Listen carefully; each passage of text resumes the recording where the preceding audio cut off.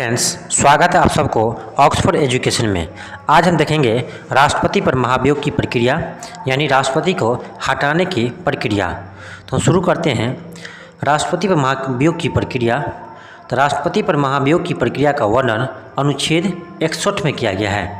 भारतीय संविधान के अनुच्छेद 61 में राष्ट्रपति पर महाभियोग की प्रक्रिया का वर्णन किया गया है।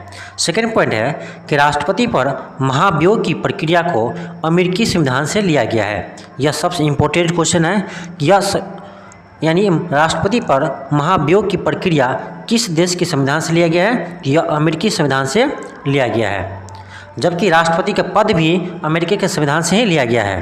ध्यान रखेंगे। नेक्स्ट पॉइंट है राष्ट्रपति के द्वारा संविधान का अतिक्रमण किए जाने पर इसके विरुद्ध महाभियोग चलाया जा सकता है। यानी राष्ट्रपति पर महाभियोग कब चलाते हैं? तो जब राष्ट्रपति संविधान का अपने मन मर्जी उपयोग करने लगे, यानी अतिक्रमण करने लगे, तब हम राष्ट्रपति पर क्या करते हैं? महाभियोग की प्रक्रिया चलाते हैं। नेक्स्ट देखते हैं नेक्स्ट पॉइंट।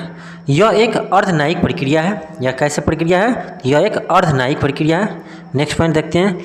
महाभियोग का प्रस्ताव संसद के किसी भी सदन में प्रस्तुत किया जा सकता है। यह देखिए, यह इम्पोर्टेंट पॉइंट है। यानी आप लोकसभा या राज्यसभा किसी में ही हम यह बिल पेश कर सकते हैं। यानी राष्ट्रपति पर महाभियोग का प्रस्ताव जो है वो हम चाहे लोकसभा हो चाहे राज्यसभा हो, किसी भी सदन में हम पेश कर सकते हैं।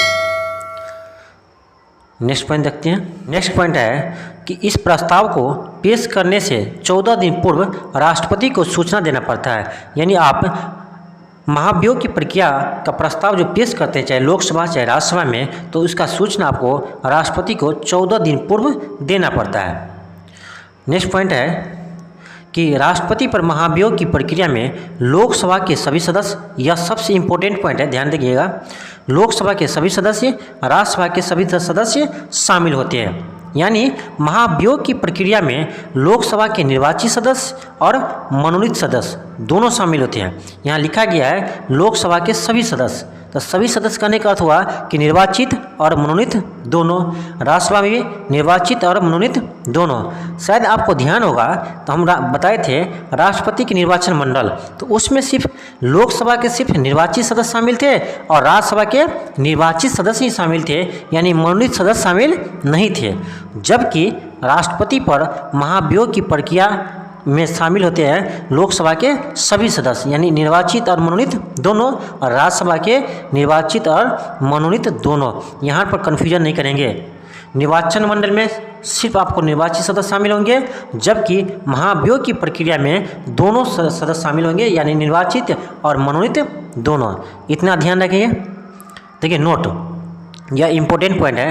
राष्ट्रपति चुनाव में राज्यों की विधानसभा के निर्वाचित सदस्य शामिल होते हैं, परंतु राष्ट्रपति के महाभियोग की प्रक्रिया में शामिल नहीं होते हैं। यानी देखो, राज्य के जो निर्वाचित सदस्य है, राज्य के विधानसभा के सदस्य यानी एमएलए, वह राष्ट्रपति चुनाव में भाग लेते हैं, परंतु जब इसके पद से हटाने की बात आती है तो इस प्रक्रिया में वह शामिल नहीं होते हैं। यह सबसे इम्पोर्टेंट पॉइंट है। यहाँ से बहुत क्वेश्चन आपको बनते हैं। नेक्स्ट पॉइंट है महाभियोग प्रस्ताव पर उस सदन के कम से कम 1/4 सदस्यों का हस्ताक्षर होना चाहिए जहाँ पर इसे प्रस्तुत किया जा रहे हो। यानी यदि आप लोकसभा में इसको पेश कर रहे हैं या राज्यसभा में पेश कर रहे हैं, तो इस सदस्य के जो सदन में सदस्य है उसके 1/4 यानी 25% सदस्य का इस पर हस्ताक्षर होनी चाहिए, तभी यह बिल पेश होगा या प्रस्ताव पेश होगा। नेक्स्ट पॉइंट है, और यह लास्ट पॉइंट है, जब यह प्रस्ताव लोकसभा एवं राज्यसभा के कुल सदस्य के, यहाँ ध्यान दो, कुल सदस्य के 2/3 बहुमत से पारित हो जाए, तब राष्ट्रपति को अपने पद से इस्तीफा देना पड़ता है। यानी देखिए यहाँ पर क्या लिखा गया है, कुल सदस्य के। यहाँ पर यह नहीं लिखा गया है कि उपस्थित कुल सदस्य के, उपस्थित नहीं, जो लोकसभा और राज्यसभा में कुल सदस्य है उसके 2/3 बहुमत होना चाहिए, तभी राष्ट्रपति को अपने पद से इस्तीफा देना पड़ता है, नहीं तो अंत्या नहीं होगा। तो ध्यान रखिएगा यहाँ पर कितना बहुमत होना चाहिए, तो कुल सदस्य के 2/3 लोकसभा के भी 2/3 राज्यसभा के भी। यदि लोकसभा पहले पारित हो गया तो राज्यसभा में जाएंगे, वहाँ पारित हो गया तो राष्ट्रपति को अपने पद से इस्तीफा देना पड़ेगा।